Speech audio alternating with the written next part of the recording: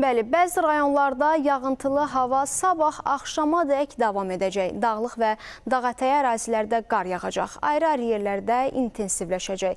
Daha ətraflı məlumatları birbaşa bağlantıda əməkdaşımız Lalə Allahverdiyeva bizə çatdıracaq. Buyurun Lalə, söz sizdədir. Eşidirik, efirdəsiz.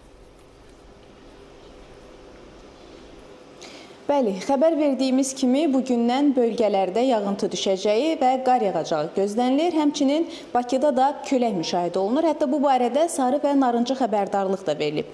Növbəti günlərdə havanın temperaturu necə olacaq? Ətraflı məlumatı Milli Hidrometeorologiya Xidmətinin Proqnozlar Bürosunun baş mütəxəssisi Leyla Mədədova çatdıracaq. Buyurun Leyla xanım. Salam, hər vaxtınız xeyir. Bəli, ilk öncə qeyd edim ki, bugün Bakıda və Abşeron yarımadasında və bəzi bölgələrdə gözlənilən küləkli hava şəraiti ilə bağlı Milli Hidrometeorologiya Xidməti tərəfindən sarı və narıncı xəbərdarlıq elan edilib.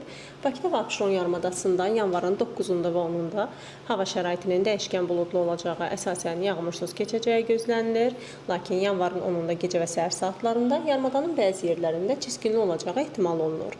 Bugün mülayim cənub-qərb küləyinin ara bir güclənəcəyi, axşam saatlarından isə mülayim şimal-qərb küləyi əvəz olunacağı gözlənilir. Havanın maksimal temperaturu yanvarın 9-unda 10-15 dərəcə, 10-unda isə 8-11 dərəcə isti olacaq.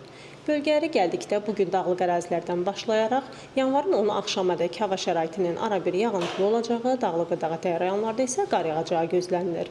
Bəzi bölgələrdə yağıntıların intensiv olacağı ehtimal olunur. Artıq yanvarın 10-u axşam saatlarında yağıntılar tədricən kəsiləcək, 11-də əksər rayonlarda əsasən yağmursuz hava şəraiti müşahidə olunacaq. Bölgələrdə də sarı xəbərdarlığa uyğun olaraq qərb küləyinin ara bir güclənəcəyi gözlənilir.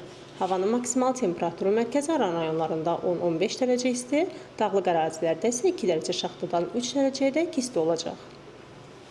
Təşəkkürlər. Belə, hələlik bizim çatdıracaqlarımız bu qədər idi. Buyurun, söz yenidən sizdədir.